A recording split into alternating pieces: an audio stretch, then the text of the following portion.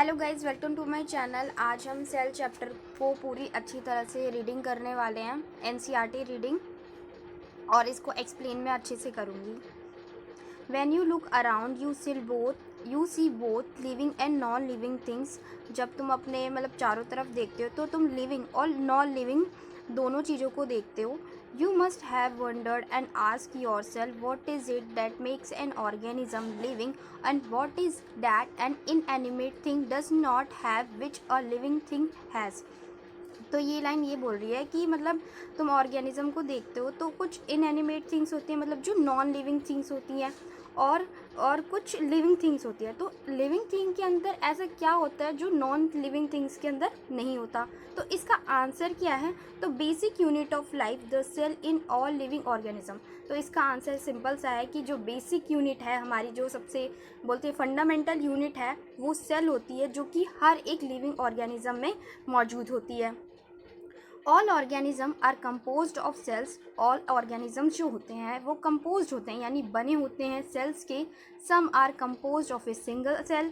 कुछ क्या होते हैं? कंपोज होते हैं सिंगल सेल से। And are called unicellular organism. Single cell के बने होते हैं तो यूनिसेल्युलर कहलाएंगे, ठीक है। वाइल जो अदर होते हैं like us composed of many cells. जैसे हमारी तरह क्या होते हैं? कंपोज होते हैं मेनी सेल्स से, तो उन्हें क्या कहते हैं? हम मल्टी सेल्युलर ऑर्गेनिज्म। दूसरा पहला टॉपिक स्टार्ट करते हैं, what is a cell. Unicellular organism जो होते हैं कैपेबल होते हैं इंडिपेंडेंट एग्जिस्टेंस से। उनकी एक अलग ही पहचान होती है, इंडिपेंडेंट होते हैं, वो किसी पे डिपेंड नहीं होते हैं।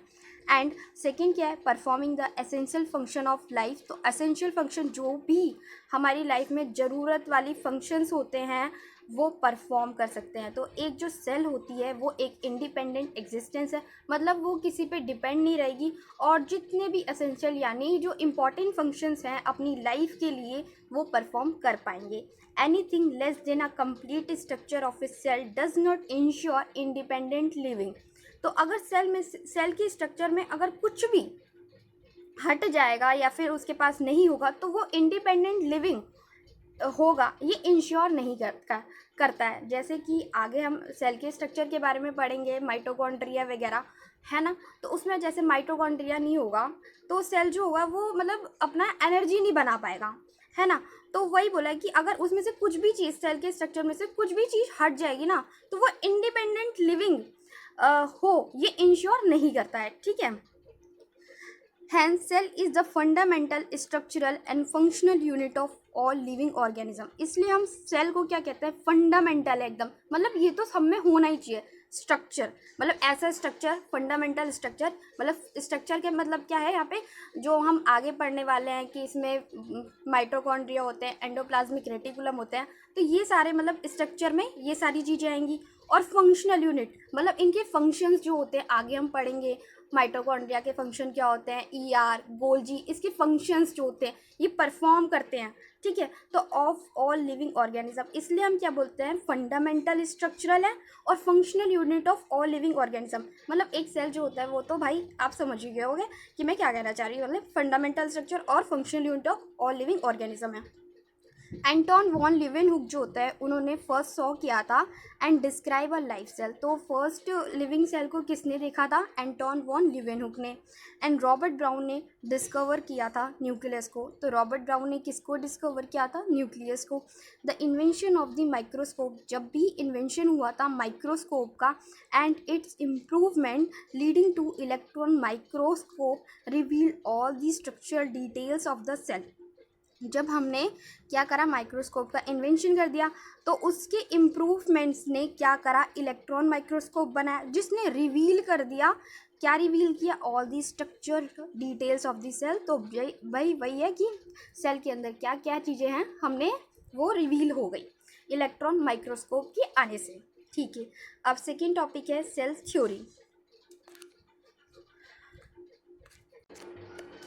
सेल थ्योरी इन 1838 में मैथियस शेल्डन वो अब न्यू एनसीईआरटी में क्या हो गया? ये जर्मन की जगह जर्मन की जगह ब्रिटिश बोटेनिस्ट हो गया, ठीक है। Examine a large number of plants and observe that all plants are composed of different kinds of cells which form the tissue of plant। तो 1838 में क्या हुआ था, मैथ्यू शेल्डन जो थे ब्रिटिश बॉटनिस्ट, उन्होंने एग्जामिन किया था लार्ज नंबर ऑफ प्लांट्स, बहुत सारे number of plants, and observe किया था डैट ऑल प्लांट्स जो होते हैं वो किससे बने होते हैं, डिफरेंट काइंड्स ऑफ सेल्सिस से बने होते हैं जो कि फॉर्म करते हैं tissues of plant. At about the same time, उसी समय द थ्योडर श्वान जो थे 1839